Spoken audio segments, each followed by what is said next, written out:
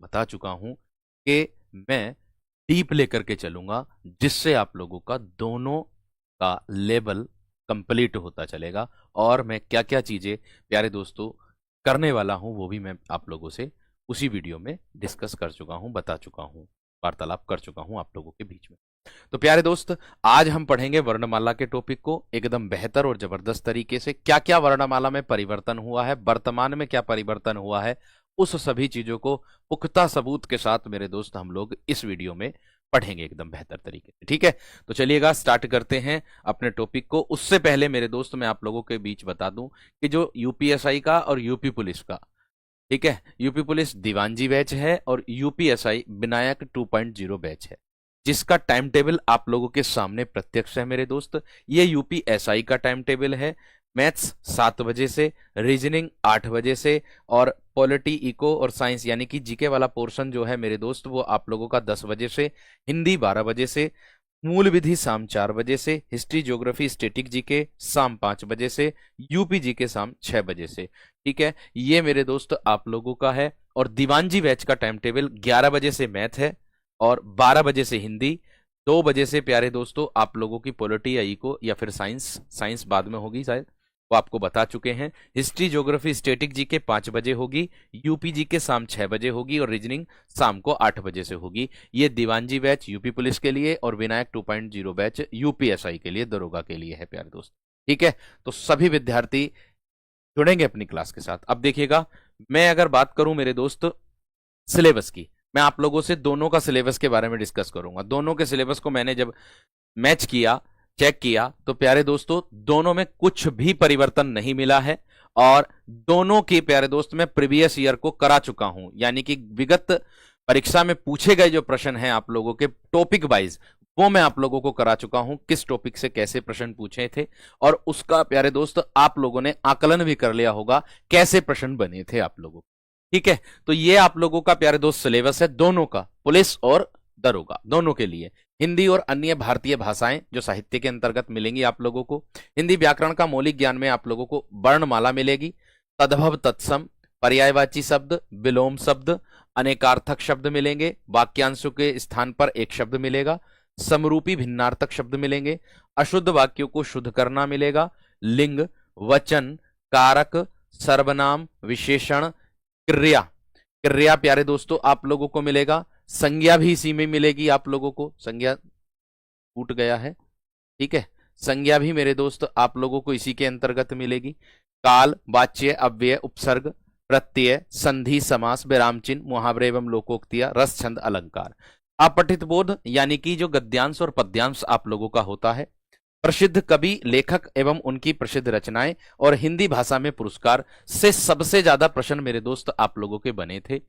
SI में भी बने थे और यूपी पुलिस की परीक्षा में भी आप लोगों के बने थे, तो 2024 की जो अभी हुई है। ठीक, अब मैं बात करूंगा आप लोगों से वर्णमाला की। वर्णमाला का टॉपिक है, वर्णमाला में किस प्रकार से प्रश्न पूछे गए थे, कैसे प्रश्न आए थे, वो भी मैं आप लोगों को जितना पोर्शन पढ़ाऊंगा उसको मैं रिवाइज भी आप लोगों को साथों साथ करा करके चलूंगा।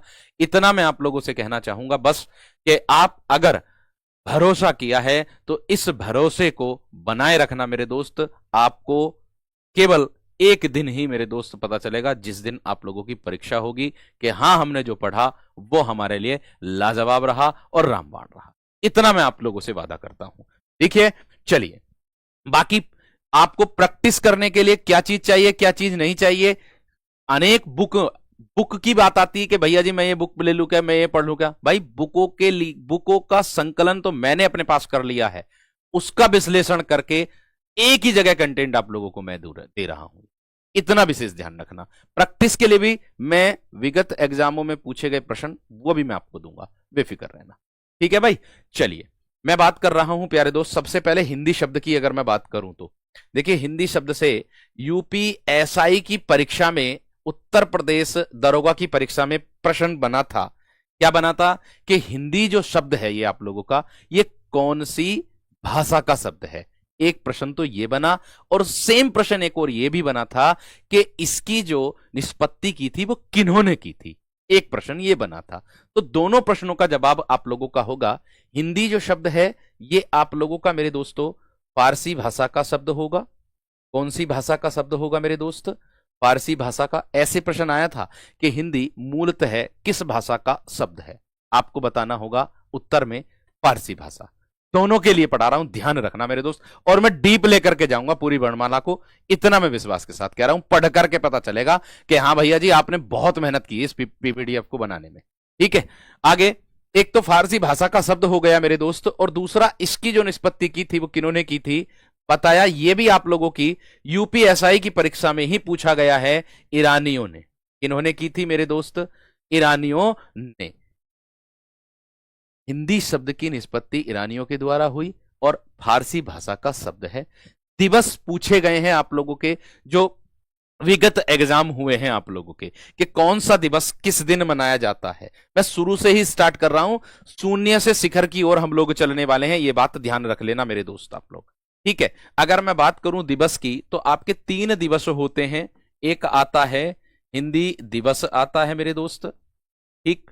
एक आता है आप लोगों का विश्व हिंदी दिवस, विश्व हिंदी दिवस आता है आप लोगों का। और एक आता है मेरे दोस्त आप लोगों का अंतरराष्ट्रीय मातृभाषा दिवस। क्या आता है आपका? अंतरराष्ट्रीय मातृभाषा दिवस आता है। मातृभाषा दिवस आप लोगों को देखने के लिए मिलेगा। इन तीनों में कंफ्यूज बिल्कुल भी नहीं होना है हम सभी विद्यार्थियों, इन तीनों में बिल्कुल भी कंफ्यूज नहीं होना है, इतना ध्यान रखना। कैसे? अगर मैं हिंदी दिवस की बात करूं मेरे दोस्त तो आप लोग लगाओगे क्या? 14 सितंबर। क्या लगाओगे? 14 सितंबर। विश्व हिंदी दिवस की अगर मैं बात करूं तो मेरे दोस्त क्या लगाओगे आप लोग? 10 जनवरी लगाओगे। विश्व हिंदी दिवस अगर मैं बात करूं तो क्या लगाओगे आप लोग? 10 जनवरी लगाओगे। और अगर मैं अंतरराष्ट्रीय मातृभाषा दिवस की बात करूं तो आप लोग इसमें क्या लगाओगे? इसमें लगाओगे मेरे दोस्त आप लोग 21 फरवरी। क्या लगाओगे? 21 फरवरी। 0 से एकदम आप लोगों को लेकर के चलूंगा शून्य टू शिखर की ओर। एक पॉइंट और बनता है मेरे दोस्त, वो बनता है कौन सा वाला? वो ये बनेगा कि भारतीय संविधान में हिंदी को मान्यता कब मिली आप लोगों का, ये प्रश्न बनेगा। तो आपको अगर प्रश्न आए मेरे दोस्त, कैसा आपको प्रश्न आए कि भारतीय संविधान में हिंदी को मान्यता कब मिली, ये प्रश्न बने। भारतीय संविधान में, भारतीय संविधान में हिंदी को मान्यता, हिंदी को मान्यता, तो मेरे दोस्त आपका जवाब होगा क्या? आपका जवाब होगा 14 सितंबर, 14 सितंबर 1949। 14 सितंबर 1949। इस बात का ध्यान रखना, ठीक है मेरे दोस्त? ठीक है मेरे दोस्त, इतना विशेष ध्यान रखना। इतनी बात क्लियर सभी की? अब अगर मैं बात करूं वर्णमाला की, ये बेसिक सी बात थी आप लोगों को, जो जानकारी मैंने आप लोगों को दी। ठीक है, नॉर्मल जो हमें जानकारी होनी चाहिए, ठीक है ना मेरे दोस्त, जो हम लोगों को एक सरलतम में जानकारी ये होनी चाहिए। ठीक, इसके बारे में आगे अगर मैं बात करता हूं आप लोगों से, वर्णमाला की बात करूंगा मेरे दोस्त, क्या क्या चीजें इसमें होने वाली हैं, क्या क्या इसमें परिवर्तन हुआ है, वो सारी चीजें आप लोगों को बताऊंगा। देखो, एक प्रश्न ये बना है उत्तर प्रदेश पुलिस, ये पुलिस में प्रश्न आया है कि वर्णमाला को कितने भागों में बांटा गया है। यह प्रश्न बना उत्तर प्रदेश पुलिस में, पूछा गया है आप लोगों का 2018 की भर्ती में भी, मैंने आपको कराया था विगत एग्जाम जो कराए थे, प्रश्न कराए थे उसमें भी। तो भाई ये 2 भागों में बांटी है, सिर्फ 2 में। एक है आपका स्वर और एक है आप लोगों का व्यंजन। एक क्या है आप लोगों का मेरे दोस्त? स्वर है, और एक क्या है मेरे दोस्त? आपका व्यंजन। इसमें परिवर्तन क्या हुआ है वो भी मैं आप लोगों को बताऊंगा, बेफिक्र रहना। ठीक है, इसको हम कहते क्या है? इसका दूसरा नाम क्या है भैया जी? इसका दूसरा नाम अच होता है, और इसका दूसरा नाम क्या होता है? इसको हल भी कहते हैं। इसको हम क्या कहते हैं दोस्त?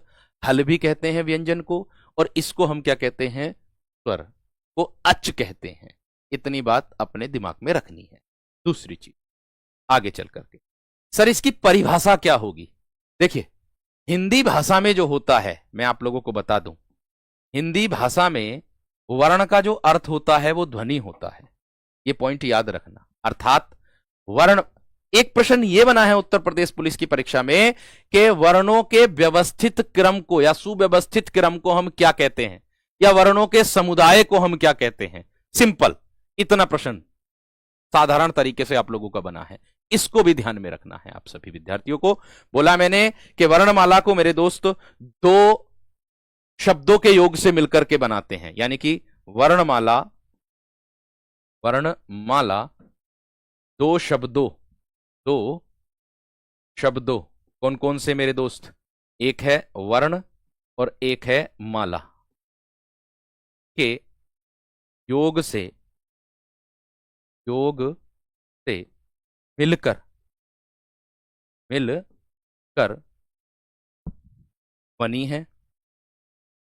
बनी है। जहां अगर मैं बात करूं किसकी, वर्ण की अगर मैं बात करूं, इसको मेरे दोस्त ध्वनि बोला जाता है, और यहां माला का जो अर्थ होता है वो मेरे दोस्त समुदाय होता है। माला का जो अर्थ होता है वो क्या होता है दोस्त, वो आप लोगों का समुदाय होता है। इसमें 2 पॉइंट आप लोगों को देखने के लिए मिलेंगे। उत्तर प्रदेश पुलिस की परीक्षा 2019 की परीक्षा में यह प्रश्न आया था आप लोगों का, कौन सा, कि भाषा की सबसे छोटी लिखित इकाई क्या होती है। ठीक है, और इसकी परिभाषा मैं नॉर्मल वे में दे दूं आप लोगों को कि वर्णों के समुदाय को क्या कहते हैं। वर्णों के समुदाय को वर्णमाला कहते हैं। वर्णों के समुदाय को हम क्या कहते हैं, वर्णमाला मेरे दोस्त कहते हैं। दूसरी बात अगर मैं बात करूं यहां पर आगे पॉइंट अगला क्या है, अगला पॉइंट होगा मेरे दोस्त कि भाषा की सबसे छोटी लिखित इकाई। क्या पॉइंट होगा, भाषा की सबसे छोटी लिखित इकाई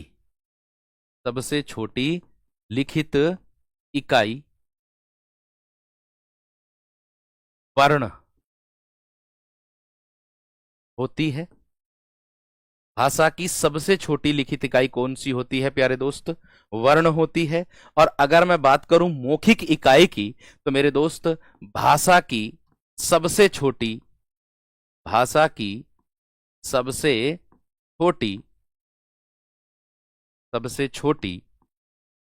मौखिक इकाई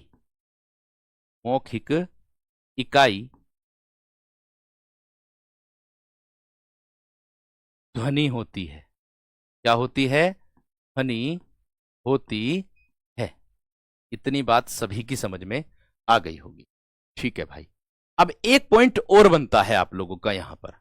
ये तो हो गया कि वर्णमाला को कितने वर्गों में बांटा, 2 में बांटा, स्वर और व्यंजन में। सीधी सी बात, एक प्रश्न ये भी तो बन सकता है कि भाई हिंदी वर्णमाला में कुल कितने वर्ण होते हैं। वर्ण मतलब स्वर और व्यंजन दोनों की बात हो रही है। तो भाई हम लोग अब तक तो कितने लगाते आए थे मेरे दोस्त, अब तक हम 52 लगाते आए थे। कितने लगाते आए थे, 52 लगाते आए थे। लेकिन केंद्रीय हिंदी निदेशालय के द्वारा एक जो व्यंजन है उसको और जोड़ लिया गया है, यानी कि जो विशिष्ट व्यंजन होता है आप लोगों का उसको जोड़ा गया है। विद प्रूफ के साथ मेरे दोस्त आप लोगों को दिखाना चाहूंगा, देख लीजिएगा। मैं आप लोगों को बता दूं, ये है आप लोगों की जो पीडीएफ डाउनलोड की थी मैंने आप लोग उसकी, ये जो दिया है केंद्रीय हिंदी निदेशालय द्वारा, शिक्षा मंत्रालय, उच्चतर शिक्षा विभाग, भारत सरकार द्वारा। ठीक, इस पूरी पीडीएफ को मेरे दोस्तों मैंने डाउनलोड किया। इस पूरी पीडीएफ में मैंने क्या पाया, यहां पर मूल व्यंजन आप लोगों के सामने लिखे हुए हैं, और मूल व्यंजन मेरे दोस्त आप लोगों के 33 दिए हैं। लेकिन यहां संयुक्त व्यंजन है और उत्क्षिप्त व्यंजन यहां दिए हैं 2 ये जोड़े, और एक मेरे दोस्त विशिष्ट व्यंजन जो होता है, जो आप लोगों का मेरे दोस्त ऋ के रूप में आता है। ये मेरे दोस्त इसको मिलाकर के कितने हो गए हैं, 40, अर्थात 52 + 1 करके कितने हो गए मेरे दोस्त, 53 हो गए हैं।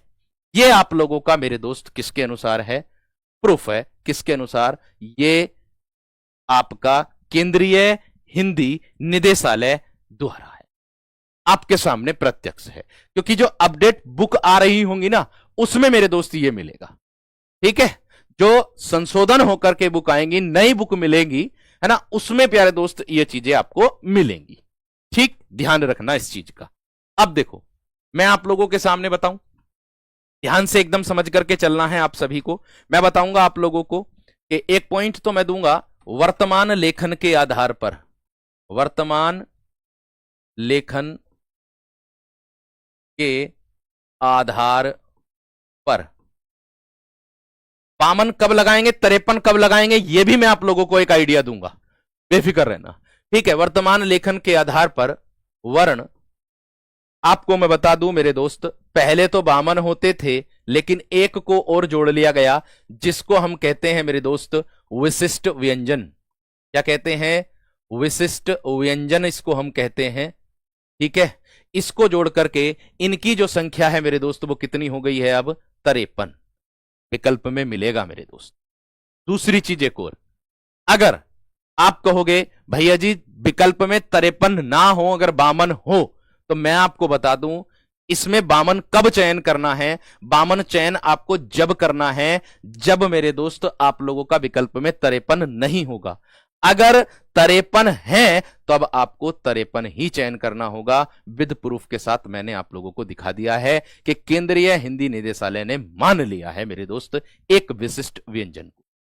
ठीक है, मैं सारी चीजें लिखाऊंगा, बेफिक्र रहना। ठीक है भाई, अब अगर मैं बात करूं इसमें बामन होते कैसे कैसे हैं सर। ठीक है, अब एक पॉइंट और आता, सबसे पहला पॉइंट ये आता सर, स्वरों में सबसे ज्यादा कंफ्यूजन होता कि स्वर हम 11 लगाएं कि 13 लगाएं। भाई देखो, इसके लिए भी मैं आप लोगों को बता दूं, यूपी एसआई वाले बच्चे हो या यूपी पुलिस वाले बच्चे हो, 31 अगस्त 2024 की शिफ्ट सेकंड में भाई आप लोगों के सामने प्रश्न पूछा था हिंदी वर्णमाला में स्वरों की कुल संख्या कितनी है। भैया ने 11 लगाए हुए थे, लेकिन 11 को निरस्त कर भर्ती बोर्ड की जो आपकी ऑफिशियल आंसर की आई थी, उन्होंने मेरे दोस्त इस 13 को वरीयता दी थी। तो अब अगर ये 13 वाली बात करूं तो ये भैया 13 होंगे कैसे मेरे दोस्त? अगर मैं 13 की बात करूंगा तो ये 13 होंगे आप लोगों के कब? जब आपका ऐसा पूछा जाता, अगर मैं कह देता परंपरागत रूप से या फिर सामान्यतः रूप से अगर पूछा जाता तब हम 13 लगा देते। पहले से हम यही पढ़ करके आ रहे हैं, मैंने पढ़ाया भी है खाकी 2.0 वाले बैच में, इसी तरीके से पढ़ाया हुआ है। लेकिन मेरे दोस्त अब अगर हमसे प्रश्न पूछा जाएगा कि हिंदी वर्णमाला में स्वरों की कुल संख्या कितनी, तो हम अयोगवाह व्यंजन को जोड़ करके अब हम कितने लगाएंगे? 13 ही लगाएंगे। बट अगर किसी वजह से भर्ती बोर्ड इस प्रश्न को हमारे गलत करता है तो हमारे पास एक पुख्ता सबूत ये वाला है, लेकर के कोर्ट में खड़े हो जाएंगे तुरंत एकदम कि भाई आपने पिछली भर्ती में इसमें 13 माने हैं, अब इसमें 13 क्यों नहीं माने। ये आप लोगों को मैंने बताया, लेकिन हम भर्ती हमारा पेपर ही उसी का ही है हमारा, तो हम भाई 13 ही मानेंगे, प्रत्यक्ष को प्रमाण की आवश्यकता नहीं होती। बात खत्म। ठीक है भाई, सारी चीज क्लियर करके चलूंगा, आप बेफिक्र रहना। ठीक, तो देखिए मैं स्वर वो बता रहा हूं टोटल कितने होते हैं स्वर। आप लोगों के यहां 11 लिख रहा हूं, बाद में जोड़ दूंगा मैं भी वाले। ठीक है, 11 स्वर हो गए। स्पर्श व्यंजन लिख लेंगे प्यारे दोस्त अपने, स्पर्श व्यंजन कितने हो जाएंगे आपके? 25 स्पर्श व्यंजन हो जाएंगे। ऊष्म व्यंजन लिख लेंगे मेरे दोस्त, 4 ऊष्म व्यंजन हो जाएंगे आपके। 4 क्या हो जाएंगे मेरे दोस्त? ऊष्म व्यंजन। और 4 क्या हो जाएंगे? अंतस्थ व्यंजन हो जाएंगे, अंतस्थ व्यंजन हो जाएंगे। और 4 क्या हो जाएंगे? संयुक्त व्यंजन हो जाएंगे, संयुक्त व्यंजन हो जाएंगे। ठीक है, 2 द्विगुण व्यंजन हो जाएंगे, जिसको हम उत्क्षिप्त व्यंजन भी कहते हैं। और 2 अयोगवाह व्यंजन हो जाएंगे। क्या हो जाएंगे? अयोगवाह व्यंजन हो जाएंगे। और मेरे दोस्त एक हमारा क्या हो जाएगा? विशिष्ट व्यंजन अब जुड़ेगा इसमें। कितने हो गए मेरे दोस्त? इनको टोटल को अगर यो जोड़ोगे तो कितने आएंगे आपके? 53 आ जाएंगे। अब आपके सामने है, अब कितने आ जाएंगे मेरे शेर आपके? 53 आप लोगों के सामने हैं। मैंने प्रूफ के साथ आप लोगों को दिखाया है कि हाँ भाई किस तरीके से इन्होंने इसको माना है, जोड़ा है। ठीक है, आगे अगर बात करता हूं मेरे दोस्त मेरे शेर, एक प्रश्न ये वाला बनता है हमारा कि भैया जी हमने उच्चारण के आधार पर स्वर और उच्चारण के आधार पर व्यंजनों को जाना। ठीक है, अच्छी बात है। तो देखिएगा, अगर मैं उच्चारण के आधार पर स्वर की बात करूं तो 10 होते हैं, है ना। और उच्चारण के आधार पर प्यारे दोस्तों अगर मैं व्यंजन की बात करूं तो हमारे पहले से ही मेरे दोस्त कितने आ रहे हैं? पहले से ही हमारे मेरे दोस्त 35 व्यंजन होते थे। कितने होते थे? 35 होते थे। और कौन कौन से होंगे वो भी मैं आप लोगों को बताऊंगा। जिस प्रकार से 10 और 35 कितने होते हैं? 45 आप लोगों के टोटल हो जाते हैं। जोड़ करके भी बताऊंगा, साबित करके भी दिखाऊंगा। मैं उससे पहले आपको बता दूं, एक कामता प्रसाद गुरु है मेरे दोस्त, कामता प्रसाद गुरु, ठीक है। इनके अनुसार वर्णों की संख्या कितनी है? कामता प्रसाद गुरु के अनुसार अगर मैं बात करूं तो प्रश्न पूछ लिया जाए आप लोगों से, तो भाई कामता प्रसाद गुरु के अनुसार 43 वर्ण है। कितने मेरे दोस्त? 43 वर्ण है मेरे दोस्त आप लोगों के। नेक्स्ट आगे अगला पॉइंट अगर मैं बात करूं, और क्या है? उच्चारण के आधार पर, उच्चारण के आधार पर, आधार पर भाई उच्चारण के आधार पर वर्णों की अगर मैं बात करूं, 10 तो स्वर होते ही हैं आपके। 10 क्या होते हैं मेरे दोस्त? स्वर होते ही हैं। आप 10 स्वर आप लिख देना। और 25 क्या होते हैं आप लोगों के मेरे दोस्त? स्पर्श उच्चारण इनका होता। 4 ऊष्म होते हैं और 4 क्या होते हैं मेरे दोस्त? अंतस्थ होते हैं। 25 और 4 29, और 4 कितने हो गए? 33। कितने हो गए मेरे दोस्त? 33। देखो स्लो और स्पीड की बात मत करिएगा। देखो दोस्त मैं आप लोगों को बता दूं, ठीक है ना। तो कितने हो गए मेरे दोस्त? 33। और अगर मैं बात करूं उच्चारण की, तो इसमें 2 आप लोग मेरे दोस्त क्या जोड़ोगे? टोटल इसमें आप उच्चारण के आधार पर 2 द्विगुण भी जोड़ते हो, जिसके कारण 10 ये हो गए। 25 और 4 29, और 4 33, और 2 कितने हो गए? 35 ये हो गए। और मेरे दोस्त टोटल मिलाकर के कितने हो गए? 45 वर्ण माने जाते हैं उच्चारण के आधार पर। आप लोगों उच्चारण के आधार पर क्या माने जाते हैं? 45 वर्ण मेरे दोस्त आप लोगों के माने जाते हैं। एक बात का ध्यान रखना, ठीक है। आगे अगर बात करता हूं, यहां पर उच्चारण में ये द्विगुण को भी जोड़ते हैं, इसीलिए 35 इसकी संख्या हो जाती है। नेक्स्ट अगला पॉइंट क्या कह रहा है? अगला पॉइंट मेरे दोस्त क्या कह रहा है? ध्यान से एकदम समझ करके सारी चीजों को क्लियर करके चलूंगा, ध्यान रखना। अब अगला पॉइंट आता हमारा स्वर का, ठीक है। अब हम स्वर को क्या कहते हैं? अच भी कहते हैं, ठीक है। अब भैया इसकी परिभाषा क्या होगी? ठीक देखो मैं आपको बता दूं, जो हमारी वर्णमाला होती ना मेरे दोस्त, ठीक है, जो हमारी वर्णमाला होती, उस वर्णमाला की अगर मैं बात करूं, इसका सबसे ज्यादा महत्व जो होता है वो संधि में होता, और उससे भी ज्यादा इसका महत्व होता है आप लोगों के छंदों में। जो मात्रा लगाएंगे हम इसी के आधार पर पढ़ेंगे। एक वो भी आएगा पॉइंट इसमें, मात्रा के आधार पर या कालमान के आधार पर स्वर कितने प्रकार के होते हैं, एक पॉइंट ये भी आएगा। दूसरी चीज अगर मैं बात करूं, यहां पर आप लोगों से स्वर की बात कर रहा हूं भाई। स्वर की परिभाषा उत्तर प्रदेश पुलिस की परीक्षा में आप लोगों की पूछी गई है। आपकी परीक्षा परिभाषा जो है इसकी मेरे दोस्त उत्तर प्रदेश पुलिस की परीक्षा में पूछी कि जिन वर्णों का उच्चारण स्वतंत्र रूप से होता है, क्या बोलेंगे? जिन वर्णों का उच्चारण, जिन वर्णों का उच्चारण स्वतंत्र रूप से होता है, स्वतंत्र रूप से होता है,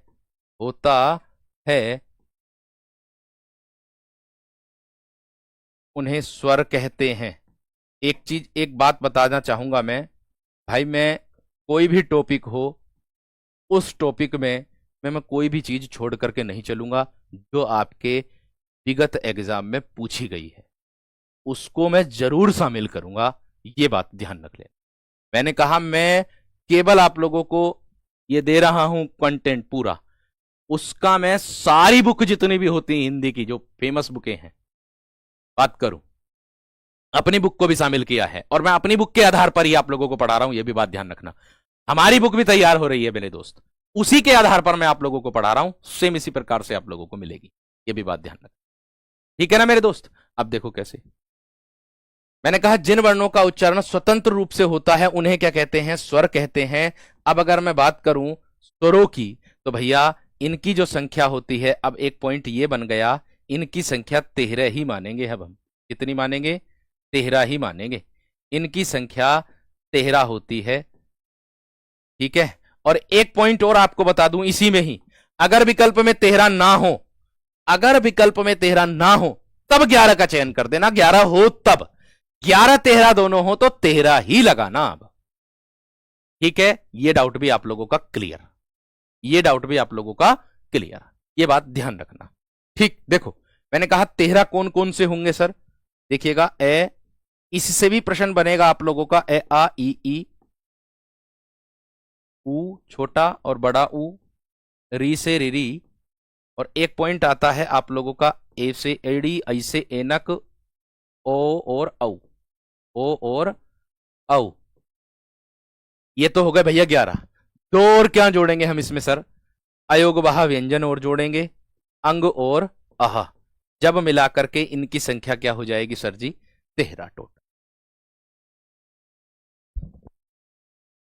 जब इनकी संख्या क्या हो जाएगी 13, जो कि आपकी परीक्षा में पूछा गया, देखो सेम 31 अगस्त 2024 सेकंड शिफ्ट में, ये रहा आप लोगों के सामने प्रश्न। ठीक है भैया, 11 भी है, 13 विकल्प में है, 13 का चयन करना है। अगर 13 विकल्प में ना हो, इसकी जगह कुछ और हो, तब आपको 11 का चयन करना, इस बात को दिमाग में रखना।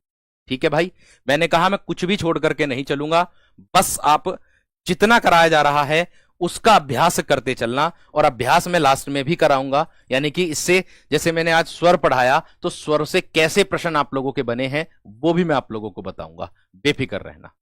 ठीक है ना मेरे दोस्त, इतना ध्यान रखना। ठीक, चलिए देखो अब आगे, देखो अगला पॉइंट, अगला पॉइंट क्या कह रहा है। अब ये तो हो गई बात इतनी स्वरों की, अब इसके वर्गीकरण की अगर मैं बात करता हूं, ठीक है, तो एक पॉइंट आता है, इसी का ही आता है, उत्पत्ति के आधार पर, उच्चारण के आधार पर 10 होते हैं, ध्यान रखना, मैं लिख देता हूं, चलो, उच्चारण के आधार पर स्वर, उच्चारण के आधार पर स्वर, तो ध्यान रखना उच्चारण के आधार पर जो स्वर हैं वो आपके 10 होते हैं। पहले 11 थे, 11 में से बस केवल किसको काटेंगे हम, इसको काटेंगे, रिरी को, इसको नहीं जोड़ते हैं, जिससे इसकी संख्या कितनी हो जाती है, 10 हो जाती है। ये बात ध्यान रखना, और ये फेमस आप लोगों का प्रश्न है, कई बार परीक्षाओं में पूछा गया है, ये बात ध्यान रखना। ठीक है, आगे देखो अगला पॉइंट क्या कह रहा है। अब मैं आप लोगों को एक एक करके सारी चीजों को एकदम बेहतरीन तरीके से, उत्पत्ति के आधार पर आता है मेरे दोस्त आप लोगों का सबसे ज्यादा, स्वरों का वर्गीकरण पढ़ाने जा रहा हूं। यहां क्या पढ़ाने जा रहा हूं मेरे दोस्त मैं, अब स्वरों का वर्गीकरण। ठीक है, मैंने कहा मैंने इस पीडीएफ में जहां से भी प्रश्न बन सकता है उस सब को मैंने इंक्लूड किया है, जहां से भी प्रश्न बन सकता है उस सब को मैंने इसमें इंक्लूड मेरे दोस्त किया हुआ है, ये बात ध्यान रखना। क्या रहा बार बार,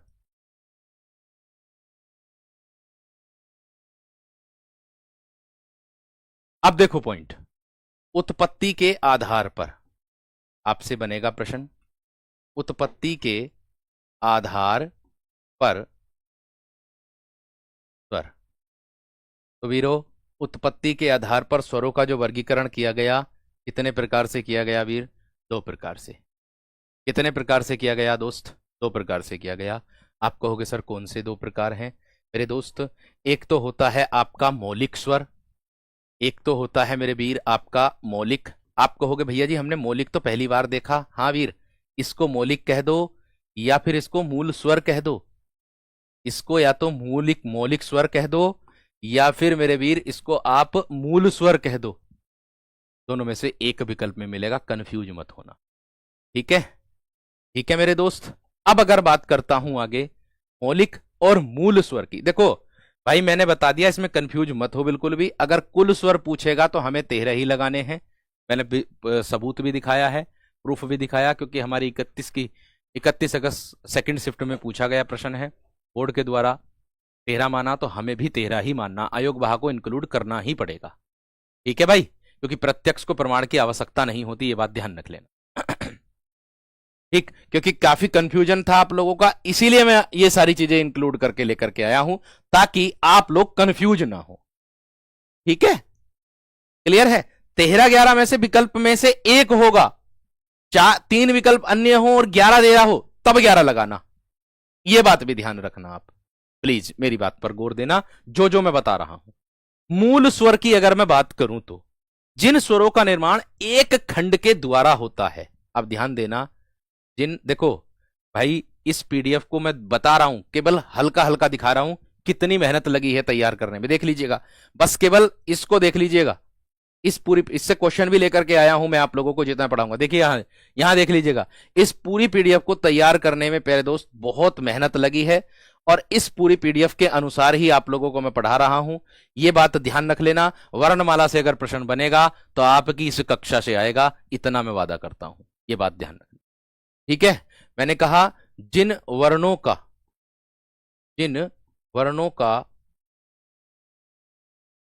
निर्माण एक खंड द्वारा हुआ है, एक खंड, जिन वर्णों का निर्माण एक खंड द्वारा होता है उसे मूल स्वर, मूल स्वर कहते हैं। 2017 की परीक्षा यूपीएसआई की, उसमें पूछा था कि मूल स्वरों की संख्या कितनी होती, बस इतना। तो मेरे दोस्त सिंपल बताऊंगा आपको, मूल स्वरों की संख्या, इनकी संख्या 4 होती, इनकी संख्या 4 होती है। भाई जो भाषा पढ़ा रहा हूं, मतलब जो भाषा लिख रहा हूं, उसी के अनुसार मैं आप लोगों को उदाहरण दूंगा, मेल खाएगी, इतना मैं वादा करता हूं, मेल खाएगी, ये बात ध्यान रखना, ठीक है दोस्त, इतना ध्यान रखना। अब देखो इनकी संख्या 4 कौन कौन से होते हैं सर ये 4? भाई देखो, एक तो हो जाएगा, जैसे मैं लिख दूं यहां पर उदाहरण में, कौन कौन से होते हैं, एक आएगा आपका ए, एक आएगा आपका ई, छोटी ई, एक आएगा आपका छोटा ऊ, और एक आएगा मेरे दोस्त आप लोगों का री से री। बस ये 4 होते हैं। अर्थात अगर मैं बात करूं मेरे दोस्तों, मेरे वीरों, इन 4 जो स्वर हैं ये मूल स्वर कहलाते हैं आप लोगों के। हालांकि इसको भी मेरे दोस्त आप लोग विशेष तरीके से दिमाग में रखना है। क्या दिमाग में रखना है? इसी को ही ह्रस्व स्वर कहते हैं, इसी को ही मेरे दोस्त हम ह्रस्व स्वर भी कहते हैं। मैंने कहा मैं कुछ छोड़ करके नहीं चलूंगा, बस आप धैर्य रखो, बस किसी भी प्रकार की आपस में बात करके, कमेंट करके अपना समय जाया मत करो। मैंने कहा वो मेरी जिम्मेदारी बनती है, और मैं इस जिम्मेदारी को बखूबी निभाऊंगा, बेफिक्र रहो, ठीक, वो मेरी जिम्मेदारी है। एक एक लाइन, एक एक पॉइंट आप लोगों को साबित करके दिखाऊंगा, ये भी बात ध्यान रखना। मूल स्वर की बात आ रही है भाई, ये ऐसे अनार, छोटी ई और ऊ और रीरी, ये 4 होते हैं, इन्हीं को मूल स्वर। पूछा जाए मूल स्वरों की संख्या तो 4, पूछा जाए ह्रस्व स्वरों की संख्या तो 4, और पूछा जाए मौलिक स्वरों कौन से होते हैं तो भैया 4। दोनों में से कोई सा भी ऑप्शन आ जाए, किसी में भी आपका जवाब 4 होगा, ये बात ध्यान रखना। आगे पढ़ाऊंगा ह्रस्व वाली बात, ये अभी केवल मैं आपको उत्पत्ति के आधार पर पढ़ा रहा हूं, आप केवल यहां ध्यान दीजिएगा, ठीक है। नेक्स्ट दूसरा आता है मेरे दोस्त, इसी का ही पॉइंट आता है संधि स्वर। आप जानते हैं संधि का मतलब क्या होता है? सर जी संधि का मतलब होता है, हमारा जो होता है संधि का मतलब होता मेल। संधि का जो मतलब होता है, संधि का जो अर्थ होता है वो होता है मेरे दोस्त मेल। अर्थात ये तो एक खंड के निर्माण से हो रहा, यानी कि एक खंड द्वारा, उसकी जो परिभाषा बनेगी मेरे वीर, उसकी जो परिभाषा बनेगी वो सिंपल है कि जो स्वर या जिन स्वरों का निर्माण 2 खंड के द्वारा हुआ है, मैं साबित करके दिखाऊंगा। जिन स्वरों का निर्माण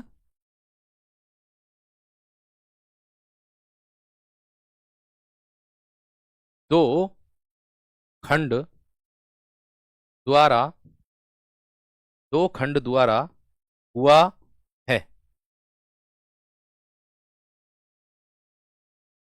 या होता है, उन्हें संधि स्वर कहते हैं। उन्हें क्या कहते हैं दोस्त? संधि स्वर कहते हैं। मैंने कहा कौन सा, किस व्यंजन के रूप में भी बोला जाएगा, मैं आप लोगों से कहना चाहूंगा मेरे दोस्त, मेरे वीर, मैं इतनी बात विशेष तरीके से ध्यान रखो, बस मैं इतना आप लोगों से वादा कर रहा हूं, कौन सा स्वर जो है, एक तो व्यंजन आप लोगों ने पढ़ लिए होंगे, कंठीय व्यंजन है ना, या उससे अलग भी पूछ लिया जाता कि शय ध्वनि किस वर्ग में आएगी, ऐसे ही सेम मेरे दोस्त आपके स्वर होते हैं कि कौन सा स्वर किस ध्वनि के अंतर्गत, उच्चारण में किसके अंतर्गत आएगा वो भी मैं कराऊंगा। बेफिक्र रहो, बेफिक्र रहो दोस्त, बेफिक्र रहो। अब देखो, मैंने कहा कि दो खंड के द्वारा, और उन्हें क्या कहते हैं, संधि स्वर।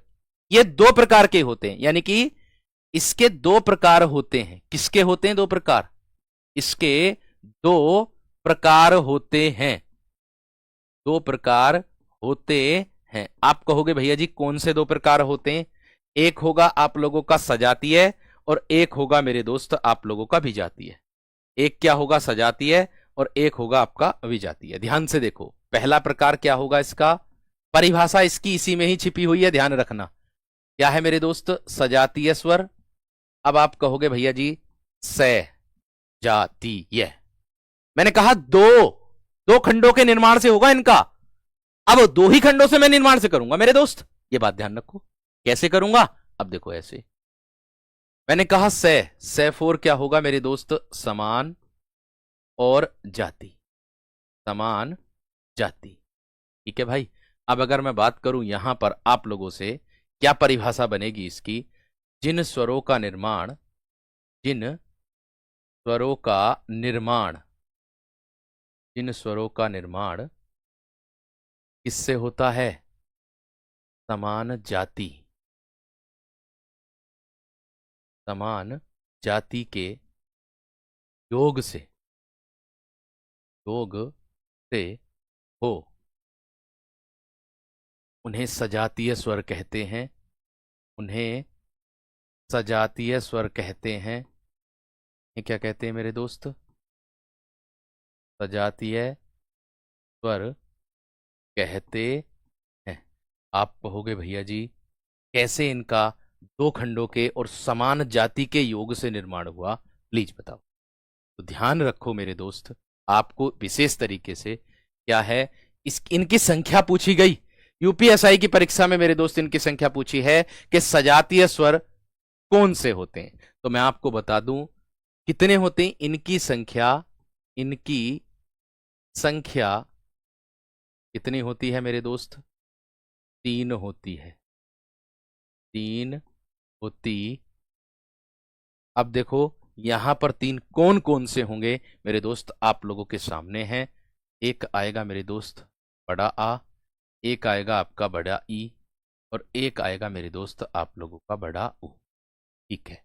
अब मैंने कहा आपसे, सिर्फ इतनी बात कही है कि दो समान जाति के योग से मिलकर बनेंगे। क्या है? जिन स्वरों का निर्माण समान जाति के योग से हो, या मैं ऐसे कह दूं दो समान जाति के योग से हो, दो समान जाति के योग से मिलकर हो।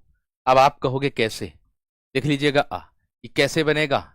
ए और धन ए के योग से। ये कैसे बनेगा मेरे दोस्त? ई, ये बनेगा आपका छोटी ई धन छोटी ई के योग से। ये कैसे बनेगा मेरे दोस्त? आपका उ, ये बनेगा छोटा उ धन छोटे उ के योग से। मैंने ऊपर परिभाषा क्या लिखी है? जिन स्वरों का निर्माण दो समान जाति के योग से होगा। तो मेरे दोस्त ये देखिएगा ध्यान से, ये ए है और ये ए है, आ बन गया मेरे दोस्त। इधर भी दोनों तरफ ई है, इधर बड़ी ई बन गया।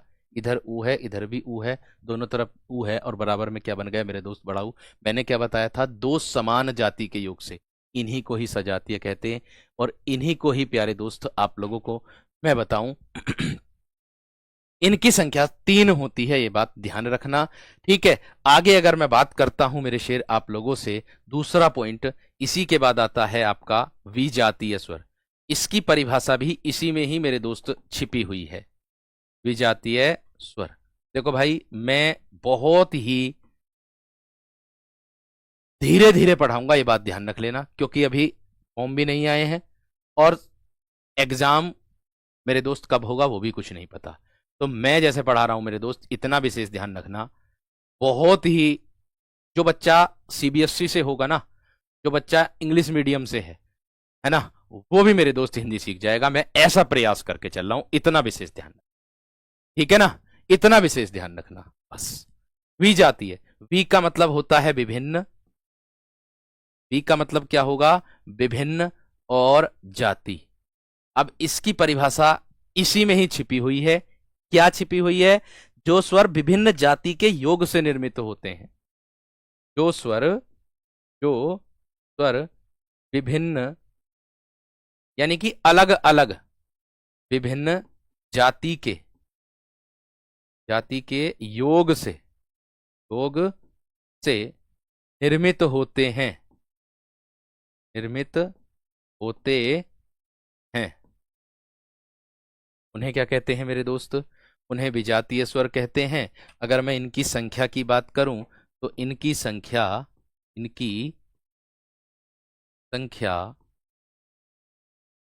4 होती। इनकी संख्या कितनी होती है दोस्त? 4 होती है। आप कहोगे सर कौन कौन से होते हैं? ये ए से एड़ी, आई से एनक, ओ, और एक आता है औ, ये वाला। ठीक है, ये होते हैं मेरे दोस्त आप लोगों के। आप कहोगे सर कैसे? ध्यान से समझना इसको। मैंने कहा दो स्वर विभिन्न जाति के योग से मिलकर बने। आप कहोगे कैसे भैया जी? ये जो ए है, ये ए और धन ई के योग से मिलकर बनेगा। ठीक है, इसको हम कहते क्या है? ये जो ए है सेड़ी और ऐ से एनक, ठीक है, वो मेरे दोस्त इतना विशेष ध्यान रखना, ये जो है ये ए और ये जो ऐ से एड़ी है इसके योग से मिलकर बनेगा। विभिन्न जाति है, दोनों तरफ ध्यान रखना, ये ए और ऊ के योग से मिलकर बनेगा, और ये अ और ओ के योग से मिलकर बनेगा। ये मेरे दोस्त देख लीजिएगा, दोनों तरफ क्या है मेरे दोस्त? आप लोगों की विभिन्न जाति के योग से मिलकर बने हुए हैं। और दूसरी बात विशेष तरीके से ध्यान में रखना है, क्या क्या ध्यान में रखना है? ध्यान में ये रखना है मेरे दोस्त कि सजातीय स्वर 3 होते हैं, विजातीय ये होते हैं। अब अगर मैं बात करूं इसको हम क्या कहते हैं? इन दोनों को मेरे दोस्त हम लोग क्या कहेंगे? कंठ ओष्ठीय। ये जो वर्ण होंगे ये कंठ ओष्ठीय भी कहलाएंगे, और ये जो होंगे मेरे दोस्त दोनों, ये कंठ तालव्य भी कहलाएंगे। ये क्या कहलाएंगे? कंठ तालव्य भी कहलाएंगे। आप कहोगे इनको कंठ तालव्य क्यों कह रहे हैं? क्योंकि ए जो आता वो कंठ में आता और ई जो आता वो तालु में आता।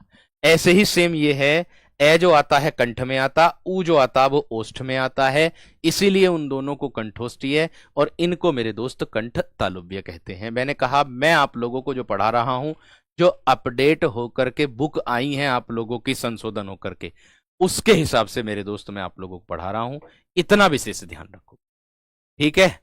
आप भी अगर पढ़ोगे तो बुक से ही तो पढ़ोगे। मैंने कहा मैं अनेक बुकों के का कंटेंट एक ही जगह इकट्ठा करके आप लोगों को दे रहा हूं, बस इतना ध्यान रखो, ठीक है?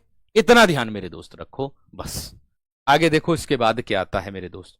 देखो ये तो क्लियर बात है, लेकिन अगर मैं बात करूं विजातीय स्वर को और क्या कहते हैं, इतना विशेष ध्यान रखना। इन्हें हम क्या कहते हैं? इन्हें संयुक्त स्वर भी कहते हैं। इन्हें क्या कहते हैं मेरे दोस्त? संयुक्त स्वर। इन्हें संयुक्त स्वर भी कहते हैं। इन्हें क्या कहते हैं मेरे दोस्त?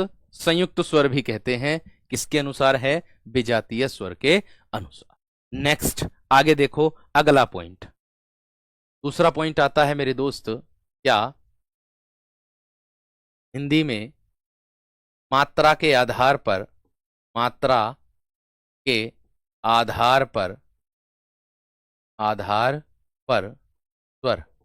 मेरे दोस्त देखो, जो आप लोगों की एक परीक्षा हुई थी यूपी ट्रिपल के अंतर्गत आती है वीडियो की 2018 की, जो कैंसिल हो गई थी, फिर दोबारा री एग्जाम हुआ था उसका, तो उसमें ही सेम प्रश्न आया था, लेकिन उसने 2 माने थे। लेकिन अपडेट अगर बुक की बात करूं, जो संशोधन होकर के बुक आई हैं, उसमें मेरे दोस्त 3 हैं आप लोगों के। आप कहोगे सर कौन कौन से हैं 3? देखिएगा, एक तो आता है आप लोगों का जिसको मैं कहता हूं मेरे दोस्त क्या? लघु स्वर। इसको लघु बोल देंगे या फिर मेरे दोस्त ह्रस्व बोल देंगे, ठीक है? और दूसरा होता है आप लोगों का मेरे दोस्त गुरु स्वर या फिर दीर्घ स्वर। और नेक्स्ट तीसरे नंबर पर आता है आप लोगों का प्लूत स्वर,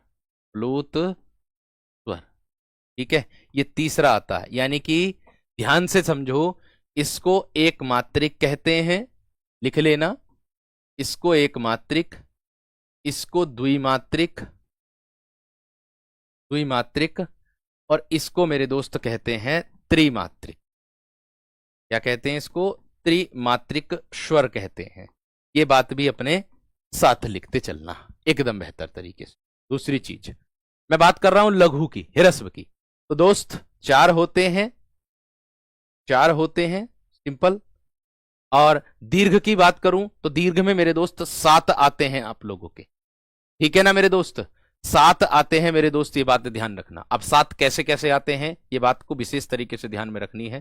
कैसे, एक आएगा मेरे दोस्त बड़ा आ और बड़ी ई और बड़ा ऊ आएगा, ठीक है। और एक आएगा मेरे दोस्त आप लोगों का ए आई ओ और औ आएगा। क्या आएगा, औ आएगा। जो आपके सजातीय और विजातीय होते हैं ना, दोनों आएंगे। और इन दोनों को मिलाओगे ना, सजातीय और विजातीय को, दोनों को एक साथ, तो प्यारे दोस्त 4 और 3 7 बैठ रहे हैं, ये बात ध्यान रखना, ठीक। दूसरी चीज प्लूत, इसमें मेरे दोस्त इस तरीके से आता है, जो ये होता है ओम, ये होता है प्लूत स्वर का संकेत मेरे आपका। इसी को त्रिमात्रिक हम लोग बोलते हैं, ये पॉइंट याद रखने, ठीक है दोस्त। आगे बढ़ता हूं अगले पॉइंट पर। हाँ, एक पॉइंट और आता है, क्या, ये मात्रा के आधार पर आया ना मेरे दोस्त, इसी को दूसरे नाम से एग्जाम में आ सकता, क्या आ सकता मेरे दोस्त, दूसरे नाम से। भाई अपडेट बुक की अगर मैं बात करूं, देखो मेरे वीर, सजातीय स्वरों की संख्या 3 होती है, अपडेट बुकों में 3 दिए मेरे शेर, इस बात को ध्यान में रखो। संशोधन बुक की अगर मैं बात करूं तो उसके हिसाब से मैं पढ़ा रहा हूं, मैंने कहा आप लोगों, ठीक है। कॉपी पेस्ट करना बेकार है मेरे वीर, ठीक है ना, यह चीज को ध्यान रखो, परिवर्तन होता रहता है ना, होता रहता, तो उसको समझो वीर। अब देखो मात्रा को ही हम क्या कहते हैं मेरे दोस्त, इसे कालमान के आधार, इसे कालमान भी कहते हैं। बाई चांस अगर आप लोगों से पूछ ले कि कालमान के आधार पर कितने स्वर होते हैं, तो ये पॉइंट आपको ध्यान रखना मेरे दोस्त, मात्रा के आधार पर ही कालमान बोला जाता है, उसी को ही कालमान, ठीक है भाई। चलिए आगे देखो, अगला पॉइंट, अगला पॉइंट। अब ऐसे तो मैं बताऊं, देखो पहले जो पढ़ाए थे, पहले मात्रा के आधार पर मैंने आपको 2 पढ़ाए थे, ठीक है।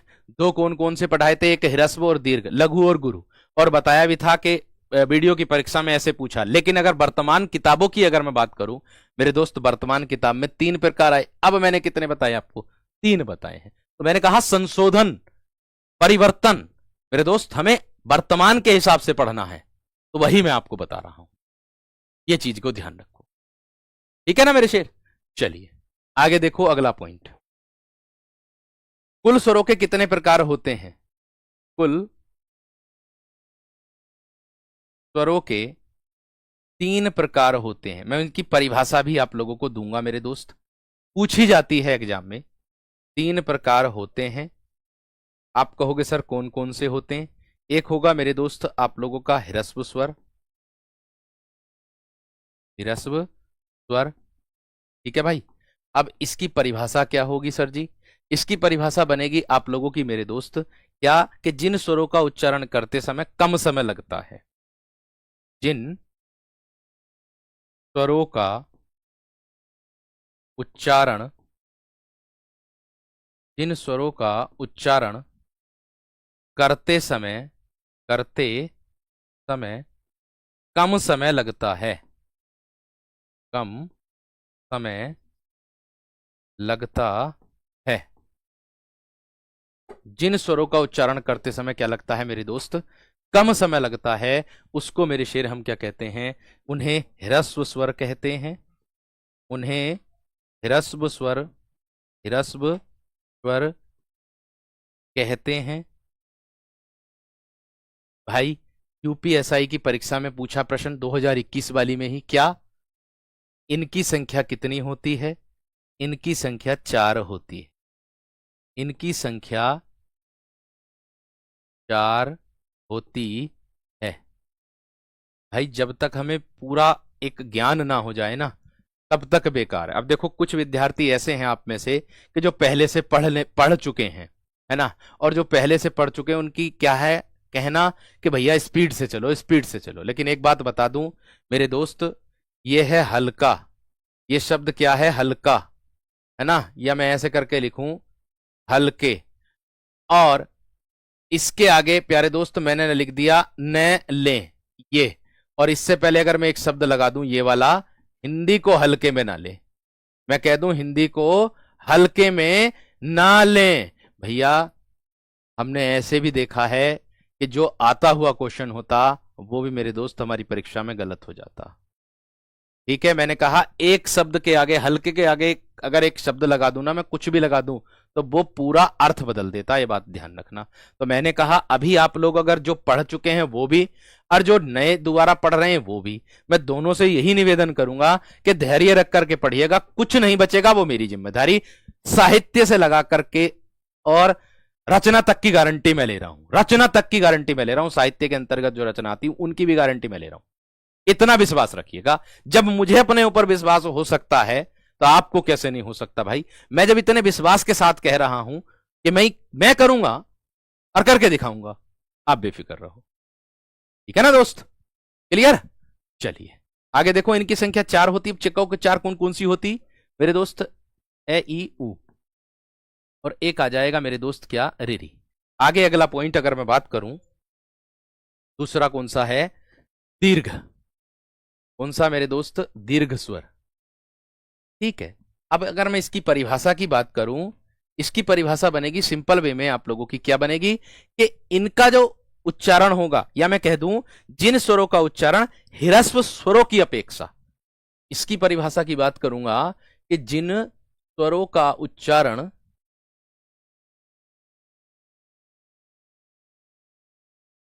ह्रस्व स्वरों की अपेक्षा,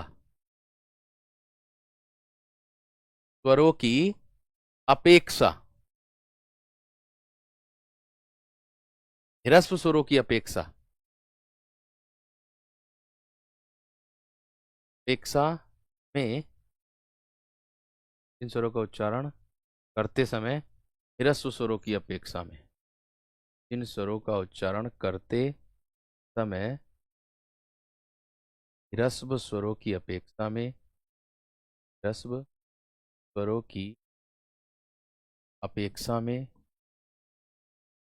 अधिक समय लगता है, अपेक्षा में अधिक अधिक समय लगता है, अधिक समय लगता है। ठीक है, उसको हम क्या कहते हैं? दीर्घ स्वर कहते हैं। इनकी संख्या पूछे तो दोस्त आपको 7 लगानी है। इनकी संख्या 7 होती, की संख्या 7 होती है। आप कहोगे भैया जी कैसे कैसे होगी 7? वो देख लीजिएगा। बड़ा आ, बड़ी ई, बड़ा ऊ, ऐसे एड़ी, ऐसे एनक, ओ और औ। ये मेरे दोस्त इनकी संख्या होती है दीर्घ स्वरों की। और नेक्स्ट आता है आप लोगों का पॉइंट मेरे दोस्त, प्लूत स्वर आता है। कौन सा आता है? प्लूत स्वर आता है। ठीक है, प्लूत स्वर आता है। अब आप कहोगे कि भैया जी प्लूत स्वर किसे कहते हैं? ठीक है, तो प्लूत स्वर की परिभाषा बनेगी मेरे दोस्त कि जिन स्वरों का उच्चारण, जिन स्वरों का उच्चारण उच्चारण ह्रस्व और दीर्घ, ह्रस्व और दीर्घ, दीर्घ दोनों की अपेक्षा, दोनों की अपेक्षा, दोनों की अपेक्षा अधिक समय लगता है, अधिक समय लगता है, लगता, तो उसे मेरे दोस्त हम क्या कहते हैं? प्लूत स्वर कहते हैं। ये कैसा होता मेरे दोस्त? इस तरीके से होता, ये ओम। ये लिखा हुआ आया था कि निम्नलिखित में से प्लूत स्वर कौन सा होता, या मैं कह दूं इसमें 3 गुना मेरे दोस्त समय लगता है। इसमें क्या लगता है? 3 गुना मेरे दोस्त समय लगता है। ये बात ध्यान रख ले। ठीक है, अब अगर मैं बात करता हूं मेरे दोस्त, देखो समय नहीं बचा है ना। अब अगर मैं बात करता हूं क्वेश्चन की, कि क्वेश्चन किस तरीके से आता है आप लोगों को मैं बता दूं। ठीक है, देखो ये आपका 2019 की परीक्षा में पूछा गया था कि व्यंजन को स्वर रहित लिखने के लिए किस चिन्ह का प्रयोग किया जाता है? जैसे कि मैंने आप लोगों को बताया था, ये रहा मेरे दोस्त, शुरू में ही बताया मैंने, ये रहा, देखो कहाँ है, ये रहा। हल, हल किसको बोलते हैं मेरे दोस्त? हलंत को बोलते हैं। ये ऐसा प्रश्न 2019 की परीक्षा में मेरे दोस्त आप लोगों से पूछा गया था, वहां से प्रश्न लेकर के आया हूं। देखिए, व्यंजन को अगर स्वर रहित करना है, कोई भी व्यंजन है, ये रहा, इसको अगर हमें स्वर रहित करना है तो हम कैसे लिखेंगे इसको? हलंत इसके नीचे लगा देंगे, तो यही हमारे प्रश्न का जवाब होगा। इस तरीके से मेरे दोस्त प्रश्न पूछा जाता है आप लोग, ठीक है? क्लियर है मेरे दोस्त? इतना विशेष तरीके से, और मैं इतना विश्वास दिलाता हूं, मैं लास्ट में एक बात बोलूंगा मेरे दोस्त। देखो,